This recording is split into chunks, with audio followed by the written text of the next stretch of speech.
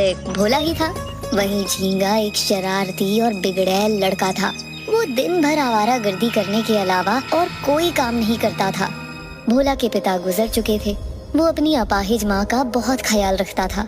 वो दिन भर अपनी छोटी सी जमीन में खेती करके पसीना बहाता था। एक दिन भोला जब शाम को थका हारा घर आया तो उसकी माँ विमला ने उससे कहा, बेटा भोला, तू दिन भर इतनी मेहनत करता है और फिर रात को आकर मेरे लिए खाना भी बनाता है। थोड़ा आराम भी कर लिया कर बेटा। ये कैसी बातें कर रही हो माँ? मेरी उम्र अभी जवानी की है और जवानी की उम्र काम करने की होती है, आराम करने की नहीं। मैं तुझे दिन भर पसीना बहाते हुए देखती हूँ तो मुझे अपने अपाहिज होने पर बहुत अफसोस होता है कि मैं तेरे लिए 2 वक्त की रोटी भी नहीं बना सकती। अरे दिल छोटा मत करिए माँ जी। जब मैं आपके लिए खाना बनाता हूँ तो मुझे बहुत अच्छा लगता है।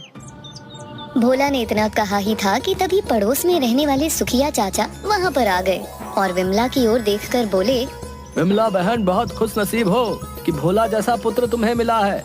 एक तुम्हारा पुत्र भोला है जो दिन रात खेतों में काम करके पसीना बहाकर तुम्हारी कितनी सेवा करता है, और तो और वो तुम्हारे लिए खाना भी बनाता है। और एक मेरा पुत्र है जो दिन भर आवारागर्दी करने के अलावा और कुछ नहीं करता। अरे चाचा, ऐसी बात नहीं है। झींगा धीरे धीरे करके काम करने लगेगा। क्या काम करने लगेगा बेटा? पहले तो वो सिर्फ काम नहीं करता था, दिन भर निठल्ला बन के घूमता था, लेकिन अब तो वो गांव की लड़कियों को भी छेड़ने लगा है। तो आप उसकी शादी क्यों नहीं कर देते? शादी के बाद वो सुधर जाएगा। यह कैसी बातें कर रही हो विमला बहन? मैं उसकी शादी करके किसी लड़की की जिंदगी बर्बाद नहीं करना चाहता। काम काज तो कुछ करता है नहीं, जो अपने लिए एक वक्त की रोटी का इंतजाम नहीं कर सकता, वो अपनी बीवी को क्या खिलाएगा? भोला, तू तो उसका दोस्त है, उसे समझाता क्यों नहीं बेटा? आप बिल्कुल चिंता मत कीजिए सुखिया चाचा, मैं कल इसके बारे में झींगा से जरूर बात करूंगा। अरे ये लो, मेरे घर पर आज खीर बनी थी और खीर तुम्हें बहुत पसंद है ना भोला, इसलिए मैं तुम्हारे लिए लाया हूँ। भोला ने सुखिया चाचा के हाथ से खीर ले ली और सुखिया मुस्कुराता हुआ वहाँ से चला गया। अगले दिन भोला झींगा से जाकर मिला और बोला, झींगा, तेरे पिताजी तुझसे बहुत परेशान रहते हैं, तो कुछ काम धंधा क्यों नहीं करता? झींगा भोला का दोस्त तो था, लेकिन वो अंदर ही अंदर भोला से बहुत जलता था, क्योंकि गांव में सब लोग भोला की तारीफ करते थे और उसकी बुराई। भोला की बात पर झींगा गुस्से से बोला, तो मेरा बाप अब मेरी शिकायत पड़ोसियों के घर भी जाकर करने लगा है? ऐसी बात नहीं है झींगा, सुखिया चाचा हमारे घर जैसे ही तो हैं, और तू तो मेरा दोस्त है।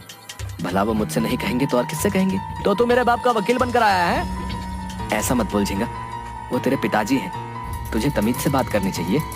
अगर तू कुछ काम काज करेगा तो उसमें तेरा ही फायदा होगा भाई, और तेरे पिता के ऊपर मेहनत का बोझ थोड़ा कम हो जाएगा। अरे ओ, अभी कोई काम करने की उम्र नहीं है मेरी, ये तो मौज मस्ती करने की उम्र है। नहीं झींगा, ये काम करने की ही उम्र है, और इस उम्र में ही आदमी मेहनत कर सकता है, तरक्की कर सकता है। जो जवानी के दिन बेकारी में गुजार देता है, उसके ऊपर बुढ़ापा किसी श्राप से कम नहीं होता। मेरी बात को अकेले में कभी ध्यान से सोचना। इतना कहकर भोला अपने खेतों की ओर चला गया। वहीं झींगा गुस्से से उसे जाता हुआ देखता रहा। झींगा अपने आप से बोला, कुछ सालों पहले मेरे ही साथ गिल्ली डंडा खेलता था और आज मुझे ही मेहनत का पाठ पढ़ा रहा है। तभी अचानक वहाँ पर राधू सूदखोर अपने कुछ साथियों को लेकर झींगा के पास आ गया। राधू गांव के लोगों को सूद पर पैसे उठाता था और उसके बदले वो उनसे भारी ब्याज वसूलता था। राधू गुस्से से झींगा से बोला, तुझे पता है ना इस महीने तेरे ऊपर ब्याज कितना चढ़ गया है? हाँ पता है मुझे, बोला तो था तेरे पैसे सब लौटा दूंगा। लौटा दूंगा नहीं बे, कब लौटाएगा? पिछले 3 महीनों से तू मुझे बेवकूफ बना रहा है। मैं सिर्फ तेरे पिताजी का लिहाज कर रहा हूँ झींगा, तेरी जगह कोई और होता तो मैं उसकी पीट पीट कर हालत खराब कर देता। राधू की बात सुनकर झींगा थोड़ा सा सहम गया। मुझे थोड़ी सी मोहलत और दे दीजिए। ठीक है, मैं तुझे 2 घंटे की मोहलत और देता हूँ। अगर 2 घंटे के अंदर मेरे पैसे ब्याज सहित नहीं मिले ना, तो मैं अपने पैसे तेरे बाप से जाकर वसूल लूंगा और उन्हीं के सामने तुझे मार मार कर तेरा भर्ता बना दूंगा, समझा? इतना कहकर वो गुस्से से वहाँ से चला गया। झींगा अपने आप से बोला, अब क्या होगा? जो पैसे मैंने इससे ब्याज में लिए थे वो तो सब जुए में हार गया। ये नई मुसीबत क्या आ गई यार। अगर राधू पिताजी के पास पहुंच गया तो वो मुझे घर से निकाल देंगे। तभी झींगा के दिमाग में एक तरकीब सूझी। तरकीब आते ही झींगा की आंखें चमक गईं और फिर वो अपने आप से बोला, एक काम करता हूँ, भोला से मांगता। इस पूरे गांव में सिर्फ भोला ही है, एक नंबर का बेवकूफ, जिसे ये बेवकूफ गांव वाले समझदार कहते हैं। उसे जाकर बेवकूफ बनाता हूँ। मुझे उम्मीद है कि वो मुझे पैसे जरूर देगा। झींगा दौड़ता हुआ भोला के पास पहुंच गया और रोता हुआ चेहरा बनाकर मदद मांगने लगा। अरे तुझसे मैंने मना किया था जुआ खेलने के लिए, लेकिन तू फिर भी जुआ खेला। अब देख राधू तुझे मारने के लिए कह रहा है। मुझे बचा ले यार, मुझे तू पैसे दे दे। मैं वादा करता हूँ कि अब कभी भी जुआ नहीं खेलूंगा और मेहनत से काम करूंगा और मेहनत करके तेरे पैसे जल्द से जल्द लौटा दूंगा। भोला की फसल कुछ दिन पहले ही बिकी थी, उसके पास पैसे रखे हुए थे। भोला ने वो पैसे झींगा के हाथों में देकर बोला, ये ले पैसे और जाकर राधू को दे दे और कल से कामकाज शुरू कर दे। झींगा पैसे लेकर वहाँ से सीधा राधू के पास पहुँच गया और उसने वो पैसे राधू को लौटा दिए। मगर झींगा एक बिगड़ैल लड़का था। 2 दिन बाद वो राधू से उससे भी ज्यादा पैसे और भारी ब्याज पर ले आया और कुछ ही दिनों में झींगा ने वो सारे पैसे जुए और शराब में उड़ा दिए। इधर भोला की माँ की तबीयत अचानक से खराब हो गई और डॉक्टर ने भोला को ये बोल दिया कि उसकी माँ का इलाज लंबा चलेगा। भोला को अचानक पैसे की जरूरत आ पड़ी। भोला दौड़ता हुआ झींगा के पास पहुंचकर बोला, झींगा तूने जो मुझसे पैसे लिए थे, मुझे उसमें से थोड़े पैसे दे दे। मेरी माँ की तबीयत खराब हो गई है, मुझे पैसों की सख्त जरूरत है। झींगा अचानक सकपका गया। अभी तो मेरे पास पैसे नहीं है यार, बाद में दे दूंगा। झींगा तूने मुझसे कुछ वक्त की मोहलत लेकर पैसे लिए थे। जब तक मुझे पैसों की जरूरत नहीं पड़ी मैंने तुझसे पैसे कभी नहीं मांगे, लेकिन आज मुझे वाकई पैसों की बहुत ज्यादा जरूरत है। भोला की ये बात सुनकर झींगा का गुस्सा 7वें आसमान पर पहुंच गया। तुझे तो गांव में हर कोई अच्छा बोलता है ना, है? तुझे तो कोई भी उधार दे देगा, जाकर कहीं और से उधार क्यों नहीं मांग लेता? मैं उधार क्यों मांगूंगा झींगा, जब मेरे पैसे तेरे ऊपर निकल रहे हैं। झींगा ने भोला को पैसे देने से साफ इनकार कर दिया। इस बात पर भोला का दिल टूट गया। वो बुरी तरह से परेशान होकर बोला, तू मेरा दोस्त है झींगा, इसलिए मैं चाहकर भी तुझसे बुरा नहीं बोल सकता। लेकिन हाँ, अब मैं तेरी शिकायत सुखिया चाचा से जरूर करूंगा। सिर्फ उन्हीं का लिहाज करके मैं यहाँ से चुपचाप जा रहा हूँ। इतना कहकर भोला चला गया, लेकिन झींगा को अपनी बहुत ज्यादा बेइज्जती महसूस हुई।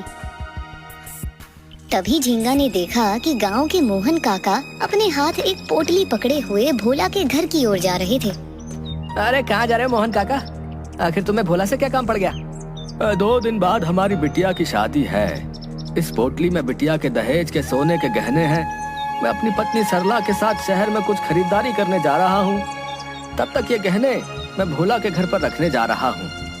भला भोला से ज्यादा ईमानदार व्यक्ति इस गांव में कौन हो सकता है? इतना कहकर मोहन काका वहाँ से चले गए। उनकी बात सुनकर झींगा के अंदर भोला के प्रति और ज्यादा नफरत बढ़ गई। तभी वहाँ पर राधू अपने कुछ साथियों के साथ दोबारा आ पहुँचा।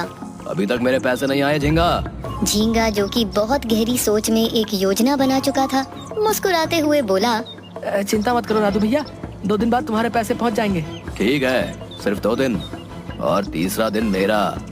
इतना कहकर राधू वहाँ से चला गया। झींगा भोला के घर पर चोरी करने की योजना बना चुका था। वो जानता था कि भोला दिन भर के लिए खेतों में काम करने के लिए चला जाता है और उसके घर पर उसकी बूढ़ी अपाहिज माँ लेटी रहती है। तो अगले दिन झींगा दोपहर के वक्त भोला के घर चला गया।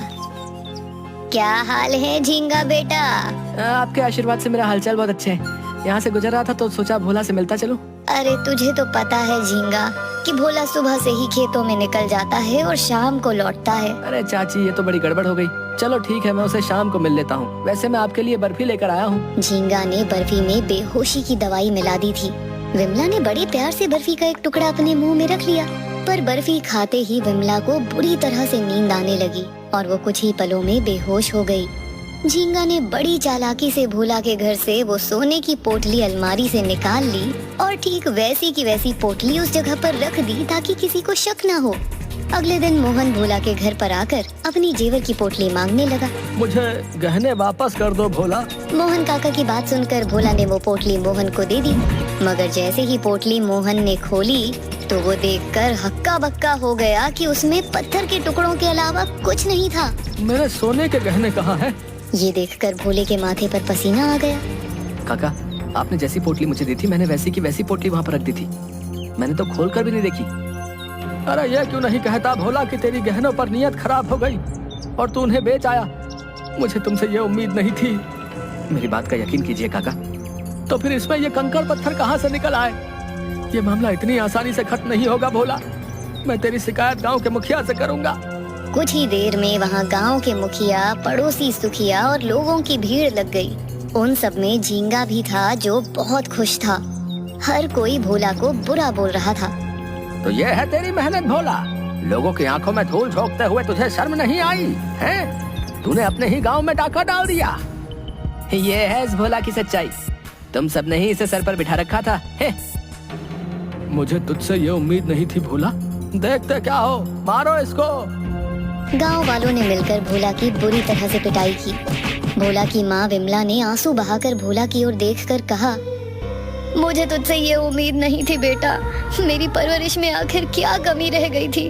अरे तू तो मेरा बेटा है, तूने चोरी क्यों की? मैं सच कहता हूँ माँ, मैंने कोई चोरी नहीं की। मगर भोला की बात पर कोई भी यकीन करने के लिए तैयार नहीं था। तभी अचानक मोहन काका की पत्नी सरला काकी मोहन के पास आकर बोली, भोला को क्यों मार रहे हो तुम सब? तुम्हें पता है, तुमने मुझे जो गहने दिए थे भोला के घर पर रखने के लिए, इस भोला ने वो सारे गहने बेच दिए।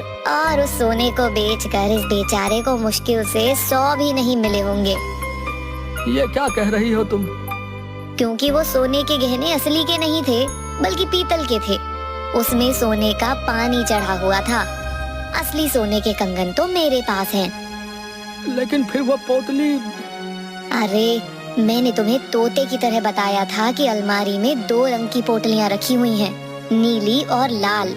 लाल वाली में नकली गहने हैं और नीली वाली में असली। तुमने लाल वाली पोटली उठाकर भोला को दे दी। वो तो अभी अचानक मेरी नजर पड़ गई तो मैं तुरंत यहाँ पर आ गई। मैं भोला को अच्छी तरह से जानती हूँ, भोला चोरी कभी नहीं कर सकता। सरला काकी ने इतनी बात कही ही थी कि तभी अचानक राधू गुस्से से लाल पीला होता हुआ वहाँ पर आ गया और झींगा से बोला, अरे नकली गहने देकर मुझे बेवकूफ बनाता है? इतना कहकर राधू ने वही चुराई पोटली सबके सामने फेंक दी। झींगा की पोल खुल चुकी थी। सभी लोग समझ गए थे कि चोरी करने वाला झींगा ही है। तभी विमला बोली, अब मुझे याद आया, कल झींगा ही भोला से मिलने के लिए आया था। इसने मुझे बर्फी का टुकड़ा भी खिलाया। उसे खाते ही मुझे बुरी तरह से नींद आने लगी और अभी भी मेरा सर भारी हो रखा है। शायद इसी वजह से मैं इस बारे में बताना ही भूल गई। मुझे माफ कर दो भोला। तू मेरा बेटा नहीं हो सकता। तू बेटे के नाम पर कलंक है, कलंक। तू अगर मेरे घर पर डाका डालता तो मुझे इतना बुरा नहीं लगता, लेकिन ये तो तेरा दोस्त था। मैंने तेरे जैसा बदमाश दोस्त आज तक नहीं देखा। इस बार झींगा ने हद पार कर दी है। भोला जैसे सीधे साधे व्यक्ति को हम सब ने बेवजह मारा। देखते क्या हो, मारा झींगा को, भूत बना दो साले का।